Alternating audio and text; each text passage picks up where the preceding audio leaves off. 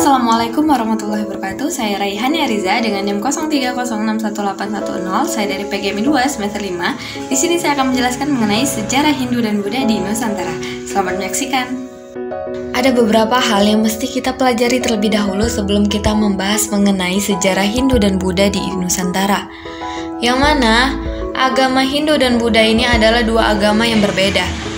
Walaupun mereka sering dikaitkan menjadi satu agama yang sama, lalu muncul hampir bersamaan pada abad ke-6 Masehi di Indonesia dan berasal dari sebuah negara yang sama, yaitu negara India. Namun pada hakikatnya bahwa agama Hindu dan Buddha adalah agama yang berbeda. Misalnya terdapat pada perbedaan bahasa. Kalau Hindu menggunakan bahasa Sanskerta dan dan tulisan Pallava, sedangkan Buddha menggunakan bahasa Prakrit. Lalu sistem kasta.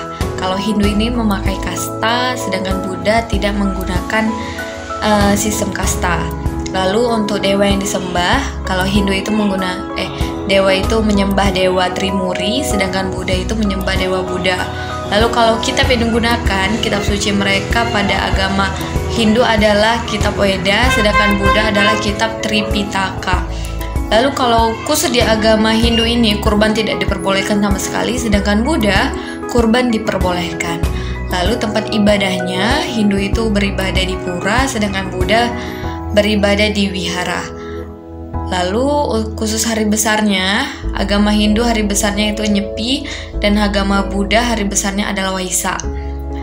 Lalu agama Hindu ini hanya dapat dipelajari oleh pendeta atau Brahmana, sedangkan Buddha dapat dipelajari oleh semua orang. Lalu ada satu lagi yang membedakan agama Hindu dan agama Buddha, yaitu mengenai keyakinan mereka terhadap kehidupan yang lebih baik.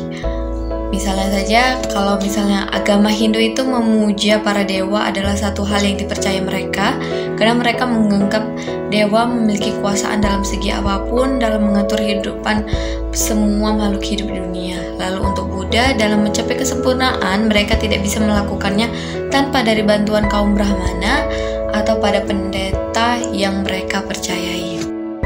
Dari segi berpakaian juga cukup jelas bahwa agama Hindu ini banyak menggunakan aksesoris, sedangkan agama Buddha cukup simpel, hanya menggunakan baju biksu. Masuknya agama Hindu dan agama Buddha belum diketahui secara pasti, namun dapat dipastikan bahwa pada tahun 400 Masehi telah berkembang agama Hindu dan agama Buddha di Indonesia.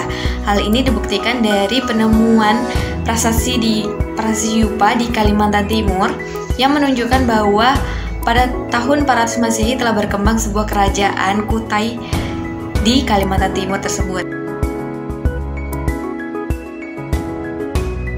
Ada 4 teori yang menyatakan tentang pembawaan agama Hindu dan Buddha ini sehingga dapat menyebar di Indonesia. Teori pertama itu adalah teori Brahmana yang menyatakan bahwa agama Hindu ini berkembang di Indonesia ini melalui golongan kaum Brahmana. Yang kedua ada teori kesatria, yang mana teori ini menyatakan bahwa kaum kesatria lah yang menyebarkan agama Hindu dengan mendirikan kerajaan-kerajaan di Indonesia. Yang ketiga ada teori Waisya, yang mana teori ini menjelaskan tentang kaum Waisyah lah yang telah menyebarkan agama Hindu di Indonesia melalui jalur perdagangan. Yang keempat ada teori arus balik. Teori ini menyatakan bahwa orang Indonesia sendirilah yang menyebarkan agama Hindu di Indonesia melalui datang ke India atau diundang ke India lalu mempelajari agama Hindu dan menyebarkannya di Indonesia. Terdapat beberapa kerajaan yang berasal dari agama Hindu dan Buddha. Yang pertama itu ada kerajaan Kutai, lalu kerajaan Tarumanegara, lalu kerajaan Singasari, kerajaan Sriwijaya, kerajaan Mataram kuno. Dan peninggalan-peninggalan pada masa Hindu dan Buddha di Indonesia ini ada candi atau stupa, lalu ada gapura, ada pertirtaan, lalu patung atau arsya, lalu relief, prasasti, dan kitab. Sekian video kali ini, semoga bermanfaat. Tetap jaga kesehatan. Assalamualaikum warahmatullahi wabarakatuh.